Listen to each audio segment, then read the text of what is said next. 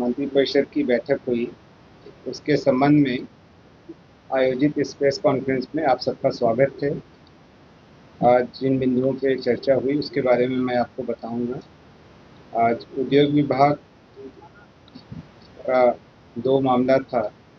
एक Messrs Patel warehousing private limited अरावन बेन नालंदा को निवेश प्रोत्साहन के लिए वित्तीय प्रोत्साहन की क्लियरेंस की स्वीकृति दी गई, और इसी प्रकार दूसरा एजेंडा था Messrs EAC energy limited private limited खुदरा कैमूर को भी सिमिलरली वित्तीय प्रोत्साहन क्लियरेंस की स्वीकृति दी गई।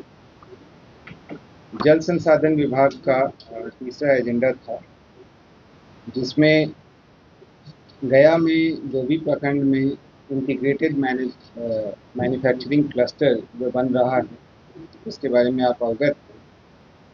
वहाँ पर जल की उपलब्धता सुनिश्चित करने के लिए जलाशय का निर्माण तथा अन्य आवश्यक कार्य के लिए 428 करोड़ 8,30,000 रुपये की स्वीकृति दी गई।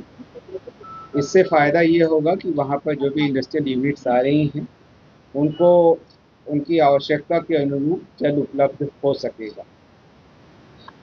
पंचायती राज विभाग का अगला एजेंडा था, जिसमें 15वें वित्त आयोग की अनुशंसा के आलोक में स्थानीय निकायों के लिए भारत सरकार से प्राप्त हेल्थ सेक्टर ग्रांट के मद की राशि की विमुक्ति के लिए बिहार आकस्मिकता निधि से 747 करोड़ 97,64,000 रुपये की अग्रिम की स्वीकृति दी गई। ये पूरी की पूरी राशि 15वें वित्त आयोग की अनुशंसा पर प्राप्त होती है, तो ये ग्रांट के तौर पर उपलब्ध। वित्त विभाग का अगला एजेंडा था, जिसमें षष्ठम राज्य वित्त आयोग की अनुशंसा अवधि को वित्तीय वर्ष 26-27 के लिए विस्तारित किया गया। विज्ञान प्रौद्योगिकी और तकनीकी शिक्षा विभाग का अगला एजेंडा था, जिसमें Bihar council on science and technology Patna तथा इसके अधीनस्थ कार्यालयों के लिए पूर्व से स्वीकृत 94 पदों में से 87 पदों को प्रत्यार्पित किया गया और नए 53 पद सृजित किए गए।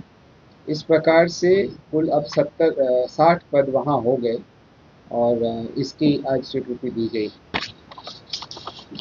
विज्ञान प्रौद्योगिकी और तकनीकी शिक्षा विभाग का ही अगला एजेंडा था, जिसमें विज्ञान प्रौद्योगिकी और तकनीकी शिक्षा विभाग एवं उसके अधीनस्थ संस्थानों में तकनीकी एवं विशेषज्ञ सेवाओं के लिए यंग प्रोफेशनल्स के चयन संबंधी पॉलिसी 2026 की स्वीकृति दी गई। गृह विभाग का अगला एजेंडा था, जिसमें राज्य की अंतर्राष्ट्रीय एवं अंतर्राज्यीय सीमावर्ती सुरक्षा के तथा आसूचना तंत्र को और विकसित किए जाने के दृष्टिकोण से विशेष शाखा के अधीन पुलिस महानिरीक्षक बॉर्डर के पद नाम से एक नए पद का सृजन किया गया। आप अवगत हैं कि नेपाल के साथ बिहार की सीमा काफ़ी लंबी है। उन बातों को मद्देनज़र रखते हुए संस्थागत व्यवस्था के लिए इस पद का सृजन किया गया है। अगले 3 एजेंडा राजस्व एवं भूमि सुधार विभाग के थे, जिसमें अरवल, औरंगाबाद एवं सहरसा जिले में खेल के लिए स्पोर्ट्स कॉम्प्लेक्स निर्माण तथा आउटडोर स्टेडियम के निर्माण के लिए भूमि की हस्तांतरण की स्वीकृति दी गई है। अरवल में 6.81 एकड़ भूमि, औरंगाबाद में 13.09 एकड़ भूमि देव में, और सहरसा में सलखुआ अंचल में 6.61 एकड़ भूमि आउटडोर स्टेडियम के निर्माण हेतु हस्तांतरण की स्वीकृति दी गई। अगला एजेंडा है सिविल विमानन विभाग का।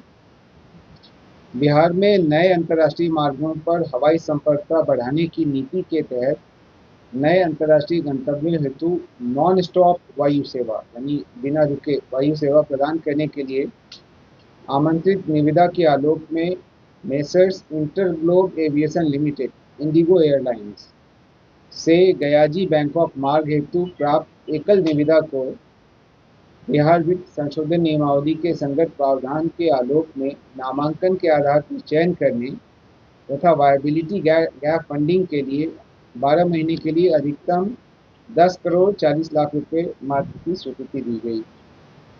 इससे ये होगा कि ये कंपनी जब गया से बैंकॉक के लिए डायरेक्ट फ्लाइट शुरू करेगी तो हर फ्लाइट में 5 लाख एक तरफ से और 5 लाख दूसरी तरफ से, यानी जाने और आने दोनों के लिए 5-5 लाख, 10 लाख रुपए एक राउंड ट्रिप पर वायबिलिटी गैप फंडिंग के रूप में बिहार सरकार देगी। इससे अपेक्षा है कि यह एक इंटरनेशनल फ्लाइट यहाँ से शुरू होगी और इसके बाद अन्य भी जो है एयरलाइंस आगे आएंगे।